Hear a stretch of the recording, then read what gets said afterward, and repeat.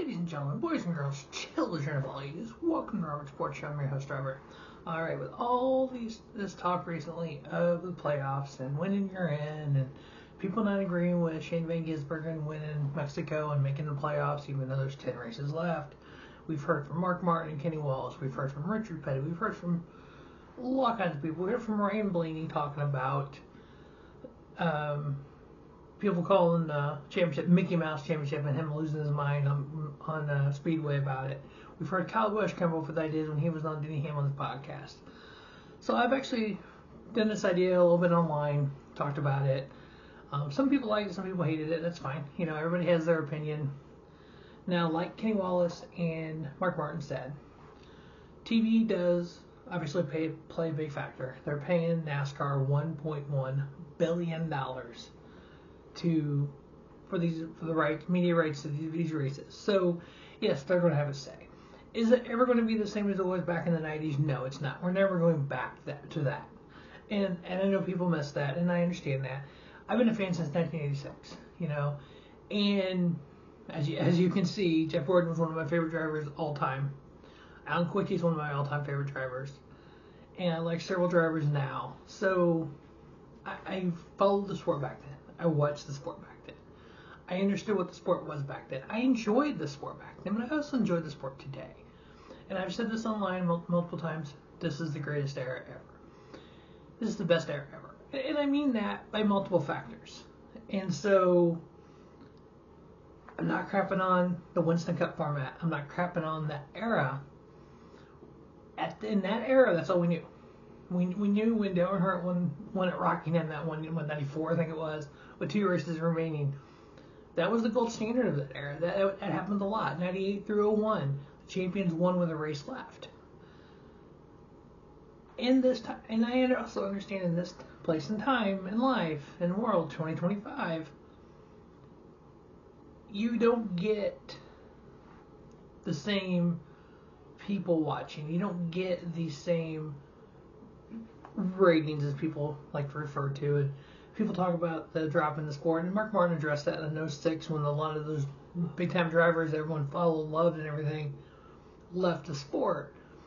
Not that that's a bad thing, drivers that came and gone forever, but it's almost like the personalities are larger than life, and we didn't replace those. And even Mark Martin said that, you know, he's talked to, or maybe it was Kenny Wallace said, he's talked to Jeff Gordon before. Jeff Gordon wants all his drivers at Hendrick to be vanilla.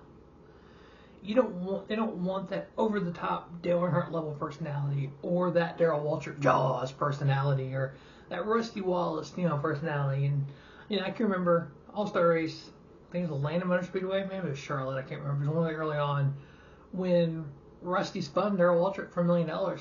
When Darrell's driving the tide ride there, turn 4, just turned him, spun him in the infield. Rusty went on to win $1 million. Pit crews got in a big fight. Crowd booed him, throw stuff at Rusty. Darrell went from the bad guy to that moment to kind of that face turn almost. So my point system takes aspects of some of the different things I've heard, some ideas I had, kind of meshed it into one. First and foremost, the actual points. So they went from the Winston Cup days, it was 175 for the win, 40 points if you finished 43rd, or 40th, I think it was. And the top 7 was like separated by 5, and then 4, and then 3. So my points would be basically 5 points for each position. So 40th place gets 5 points. First place gets 200. 5 point equals all the way down. To me, what this will do, based on right now, you get 40 points down to 1, is Kyle Larson, for instance. He's had 2 instances where they crashed out. They rebuilt the car to get back out there. He gained the only point he gained from the 2 races was that Xfinity fastest lap at Mexico, because they literally did a They went in and out of the pits, basically did a qualifying lap. Threw a set of sticker tires on it, let the field go by, half lap, went out, and just ran a qualifying lap. So you want, if you have a bad day, to notice it in points. So 200 points for the winner, 5 points for 40th. You get 1 point if you lead a lap. You get 1 point or 5 points if you lead the most laps. And I bring that back because NASCAR got rid of that. I bring that back because of some of the line, even Mark Martin talked about this with that 92 championship race where Davey crashed out and Mark Martin had an issue with some other people, and it was Bill Elliott, Alan Kawicki. Alan lost low gear, and I remember like it was yesterday, it was weird. Alan lost low gear, so he wasn't getting out of the pits as quick as Bill was. So he knew he couldn't beat Bill, couldn't win the race. So he decided to go for the lead the most laps, which gave him that 5 points. By him doing that, he won the championship by 10. Because that 5 points went to him versus Bill Elliott. If he had gone to Bill Elliott, they would have tied. Bill would have won the most wins. So it was like a lap or two, he led the most laps, and that's what won him a championship. So bring that 5 points back. So I do like stage race. I know some people don't, and I understand that. Make the stage points matter. So 50 points if you win a stage, 5 points if you finish 10th. So I think that's enough points that's going to dangle that carrot out there that you're going to have people maybe not try to, short pit the stage and that kind of stuff. If you win the stage, you get 10 bonus points. If you finish second, you get 5. Third, you get 1. If you win the race, you get 20 bonus points. 5 for second, 1 for third. So if you go out there and have one of those Martin Truex at 600 days where you lead 397 laps of the 400, you get 300 points, 50 for each stage, 200 for the race win. You get the 5 for the leading the most laps.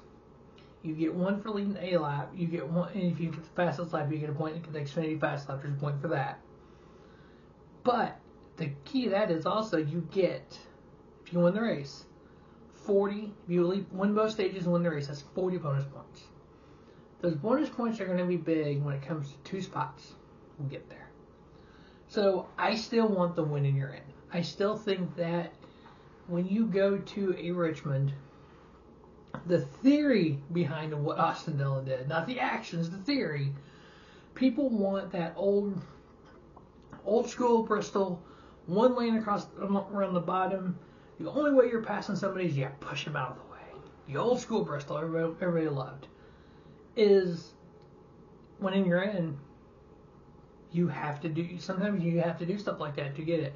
Obviously, we all know Austin Dillon went across the line too far, and 1 I could have dealt with, but 2, yeah, I agree with NASCAR's decision on that one. But the win in your end.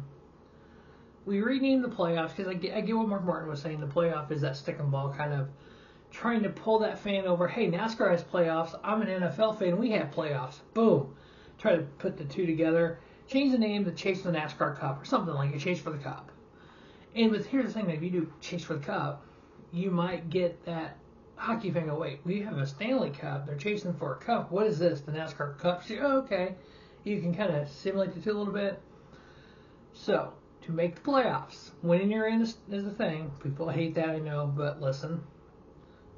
And something Richard Petty said. Richard Petty said get rid of the winning your end, top 16. So I'm going to kind of combine those. Your top 15 in points and anybody who won a race. So with the bare minimum, you have 15 playoff drivers.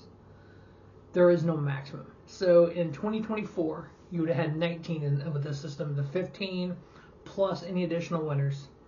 In 2023, you would have had 16, 15 plus an additional winner. And in 2022, you would have had 17. So you're not getting like 30 people, no, because you got to be 15. If you're beyond 15, you got to win a race. So now we have, based on last year, we have 19 drivers going to the playoffs in my scenario here. So you run 3 races. You do the reset. You do whatever the number is. They come up with like 5,000, for instance, plus your playoff points. You run it down. Everyone who qualified for playoffs, top 15 in points, and any additional winners.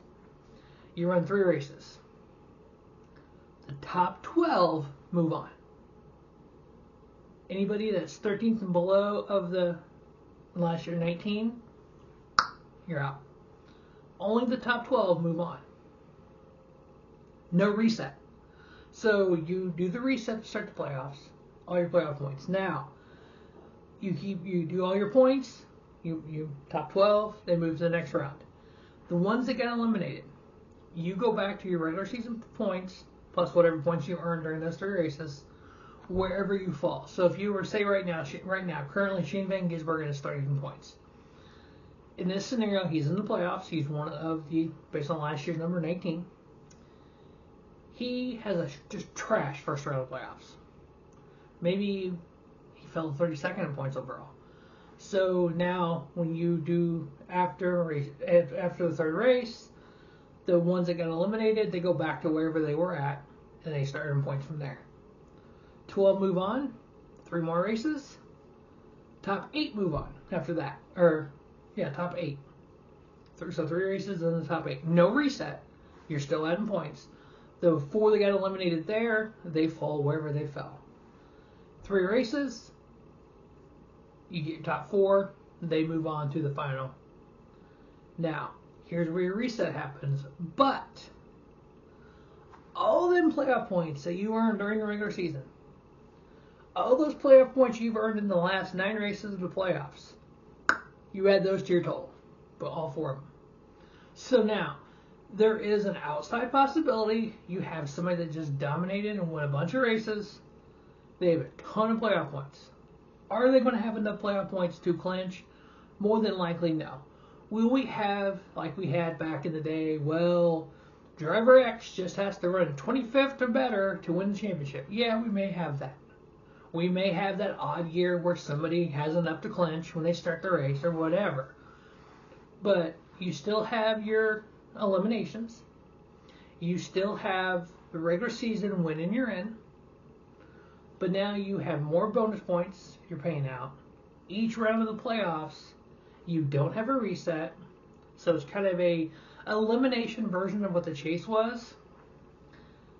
And you've noticed, I didn't say in that first 3 rounds, so you start with 19, let's just say. And the next round, you take 12 and move on. There is no win and move to the next round. That's done. So during the 9 races before that finale, during those 9 races, the only thing that matters is points. And if you win, you get the bonus points, which once you get to the finale, the bonus points is going to help you. So then we would have 4 drivers running for a championship, not equal, so they could finish wherever and be a champion. So you could technically, it'd be crazy if you did, but you could technically have it wrapped up. Or you could have a scenario where driver X just has to take the green flag and he's champion, just like we had back in the day. So you kind of open yourself up for that. So I think it's kind of that hybrid of everything people have talked about. You still have a playoff chase for the NASCAR Cup. You still have the winning you're in, but those bonus points mean so much more. You get more of them too, but they mean more because not only are they that when you first get to the playoffs, but you keep getting them until you get to that finale. So the only drivers that lock in because right now you make the playoffs, you're in the top 16 no matter what. In my system, the only people that get locked into those spots is that championship 4. So if you're eliminated after the 3rd round, if you're one of the 5 through 8 that gets eliminated, you can be anywhere in the points from 5th through wherever you fall. It does not matter. You do not lock in at all. You fall back where you should be. So 2 resets at the beginning of the playoffs and at the beginning of the championship race. You add your bonus points. So I think personally, again, I'm a fan of both systems. I can't, every time somebody points out, well, this could happen in the playoffs, I can find a similar situation of this could happen in the full season points. Everybody goes back and looks at Joey Logano last year. I can go back in the history of the 75 through 2010 and find a season where the best driver wasn't the champion. Unfortunately, I point to 92 a lot because Allen did not win in wins, did not lead in wins or top 5s. I think he only, if I remember correctly without looking it up again, I think he only led an average finish. So, but that is the point format that I came up with, kind of taking different people's ideas and combining them. So more points during the regular season, more playoff points. 2 resets at the beginning of the playoffs, beginning of the championship race. Bonus points get added at the championship race. No one starts off even. That's it. You win, you're in. But you could have anywhere from 15 to 20 in that first round, but only 12 move on. So if you have 20, you literally have 8 drivers for 2 spots at the end of that. So it can be crazy. But anyway, that is the new point format that I came up with. I'd love to hear your thoughts on that. Comments, good, bad, or indifferent. As always, thanks for watching Rubber Sports Show. Don't just have a great day. Have a spiffy day. Rubber Sports Show, your YouTube leader in sports channel content.